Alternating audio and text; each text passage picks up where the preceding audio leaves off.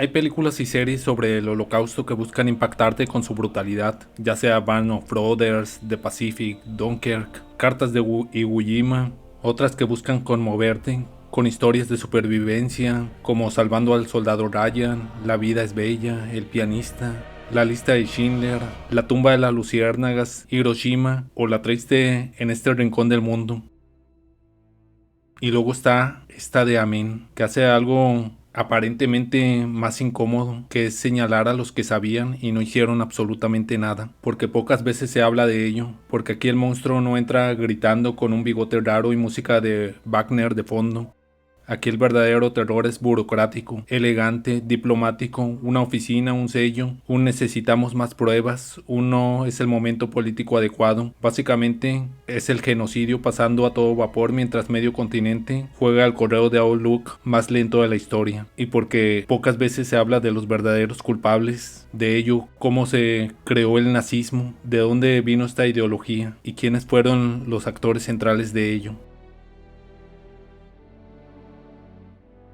La película sigue a Kurt Gerstein, un oficial real de la CSS encargado del Zyklon B, el gas usado en los campos de exterminio.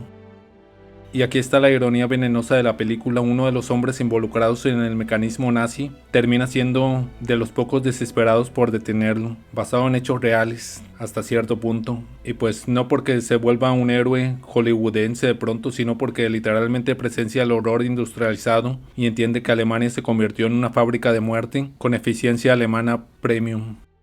Y ahí empieza el viacrucis más frustrante de la película: intentar convencer al mundo de que Auschwitz no es un rumor, sino una maquinaria funcionando 24/7. Lo devastador de Amén es que nunca se siente como un thriller convencional, se siente como golpear una pared una y otra vez. Gerstein habla con obispos, con diplomáticos, con sacerdotes, con militares, con funcionarios. Todos se escuchan, todos se entienden, todos se acomodan la sotana, la corbata o el uniforme y siguen con su día, porque sus valores cristianos no son suficientes aparentemente. Costa Gavras convierte la indiferencia en un género cinematográfico, y ahí está el gran tema de la película: el silencio institucional, no solamente del Vaticano, que fue uno de los que hizo que se levantara el régimen nazi, también del gobierno, aliados, diplomáticos y sectores enteros de la sociedad que prefirieron mirar hacia otro lado mientras Europa olía literalmente a carne quemada. La película no plantea que todos eran monstruos caricaturescos, eso sería demasiado fácil. Lo perturbador es precisamente lo contrario: eran personas normales, racionalizando el horror, gente educada, religiosa, conservadora, con supuestos principios,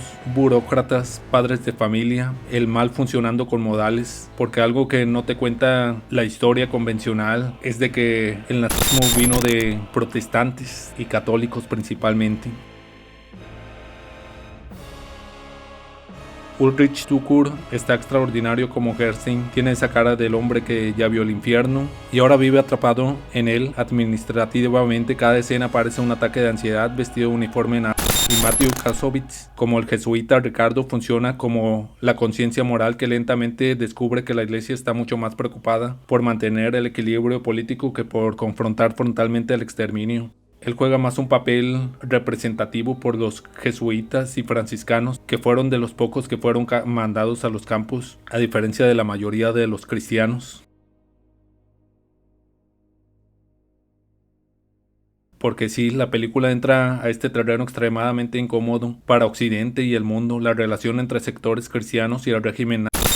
Aquí hay que decir algo importante, porque el tema suele deformarse muchísimo entre propaganda, documentales sensacionalistas de History como The Nazi Gospels, una basura que dice que los nazis prácticamente todos eran creyentes en una raza superior, místicos que creían en algo satánico cuando en realidad eran evangélicos, católicos, que casualmente todos los enemigos del cristianismo fueron los que fueron mandados a campos de concentración: ateos, izquierdistas, socialistas, comunistas, seculares, ilustrados, paganos, gitanos, testigos de Jehová, los cristianos pacíficos, como dicen algunos con ese pacifismo tonto, que no servían a la guerra santa, Y finalmente, los judíos, que ellos eran enemigos del cristianismo en ese tiempo. La película no dice que el cristianismo creó al nazismo ni cae en el cliché de Hitler era un hechicero pagano invocando demonios en un castillo. De hecho, una de las cosas más interesantes alrededor de este debate histórico es precisamente cómo muchas narrativas posteriores intentaron presentar al nazismo como algo completamente ajeno a la tradición cristiana europea, casi como si hubiera sido un culto alienígena salido de Mordor. Y pues la realidad es que el llamado cristianismo positivo sí existió. Hubo sectores protestantes y católicos que colaboraron, negociaron o guardaron silencio por ese anticomunismo, nacionalismo y conveniencia institucional, y esto es justamente lo que la película retrata mejor: no demonios ocultistas controlando al Reich, sino instituciones intentando sobrevivir políticamente mientras el horror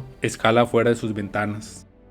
Y eso puede ser más perturbador porque el ocultismo de documentales exagerados termina siendo casi una fantasía pulp. Lo verdaderamente aterrador es ver cómo personas normales, religiosas, cultas y respetables pueden justificar atrocidades cuando sienten que su estabilidad, nación o ideología están en juego. La película también desmonta algo muy moderno, la fantasía de que la información automáticamente produce acción moral. Herstein tiene pruebas, testigos, datos, relatos y aún así nadie mueve un dedo, porque saber algo no garantiza valentía, ni siquiera los valores que se supone que tiene la religión hace que se muevan. Esa es probablemente la idea más amarga de toda la película.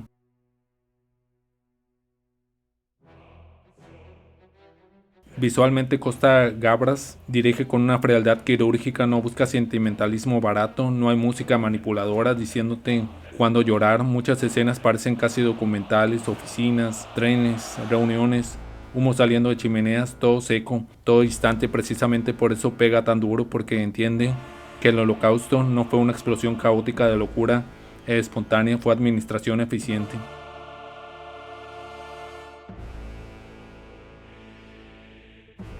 Eso sí, también hay cosas debatibles. A veces la película se vuelve tan insistente en su denuncia que algunos personajes dejan de sentirse personas y se vuelven símbolos. Y sí se extraña explorar más a profundidad la mentalidad del cristiano promedio dentro del aparato nazi. Es decir, hubiera sido más interesante ver en vez de a los católicos, a los protestantes, a esos del cristianismo positivo, cómo manipulaban a los niños o qué es lo que decían para estar afín a esta ideología destructiva. Ahí había una película todavía más incómoda, escondida, que aún no se ha hecho, pero aún así, amén, sigue siendo una obra potentísima, no porque revele secretos prohibidos, sino porque obliga a mirar una verdad histórica que incomoda tanto a religiosos como a secularistas. Las atrocidades masivas rara vez ocurren solo por fanáticos, ocurren porque millones de personas comunes deciden que no es un buen momento para hacer algo, y eso vuelve a la película tristemente contemporánea, porque al final amén deja de sonar como una oración, suena más como una resignación. Y bien, eso ha sido todo. Si ya la viste, dime qué te pareció. ¿Te gustó? ¿No te gustó? ¿Te dejó pensando en algo? Dímelo ahí en los comentarios, dale like, comparte y ya. Bye.